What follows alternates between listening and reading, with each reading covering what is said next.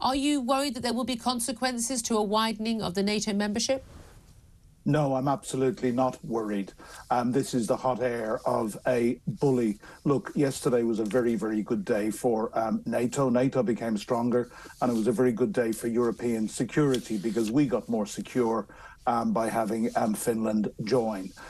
It was also a very bad day for useful idiots. And it was a very bad day for the useful idiots who have been saying, oh, the reason that Russia invaded was we've been poking the bear and we've moved up to their borders. And so forth. Last summer, when Finland joining was mooted, and Finland has a 1,340-kilometre border with Russia. How did Russia react? They withdrew troops from the border to redeploy them to Ukraine. Ukraine is not a member of NATO. Had they ever been a member of NATO, it's highly unlikely that Russia would ever have invaded in the first place. I mean, that's the crucial thing, isn't it? That was certainly something that I was saying at the time when people seemed to be surprised that amassing 120,000 troops on the Ukrainian border might perhaps be a threat. That we should have made that pledge and to prevent that that invasion in the first place. There is a concern, obviously, though, in terms of where this goes now. We've been waiting for this spring offensive on either side. That doesn't seem to be coming any time now. We seem to be just locked into these battles around places like Bakhmut, where huge numbers of troops are dying on both sides being, you know, conscripts, men who don't want to be there, most of them. I mean, I'm not excusing some of the horrific acts of the Russian military, but largely these men don't want to be there on both sides. Is this what we're going to be seeing just for months, possibly even years to come?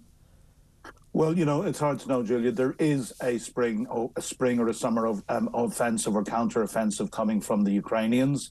The Ukrainians are being very tight-lipped about this, but we know there is a huge amount of additional weaponry going into Ukraine from NATO. The battle tanks, more longer-range artillery, etc. They're still fighting to get jets and some other systems that they need. So we will have to see how that plays out. But look, Russia is already doing the very worst that it can in Ukraine. The only reaction they have to NATO, and hopefully very soon Sweden joining NATO, is there will be lots of hot air and there will be lots of threats, because that's what bullies do. They will not be able to, they don't have anything left. They will not be able to escalate. They will threaten escalation. But as I say, what happened yesterday was a very bad day for Putin and his useful idiots. A very good day for us in Europe and for increasing our security, I believe. Just finally, can we talk about Daria Trepov? She's a 26-year-old Russian woman. She's been charged over the explosion that killed the pro-war blogger in Russia.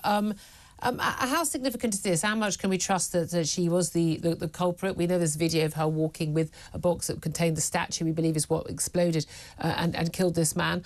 But we can't really trust very much that goes on when it comes to the Russian justice system, can we? I don't think we can trust anything that's coming out of Russia at the moment. There's clearly huge tensions, and there's tensions between Prigozhin, who founded and owns the Wagner group, who are fighting in Bakhmut, and Putin, and he has been very, very publicly criticizing Putin and the Kremlin for not providing sufficient, supplies and ammunition for his troops at the moment. The murder was carried out in a cafe owned by Prigozhin, formerly known, of course, as Putin's chef. There is, there have been those who would blame the Ukrainians. There is also a feeling, certainly among a lot of my Ukrainian friends, that this was carried out by the FSB, and that that's the Russian Secret Service and the successors to the KGB. And what we are seeing here is internecine struggles, power struggles within Russia. No wonder Vladimir Putin stays in his little bunker all alone, just to play safe most of the time.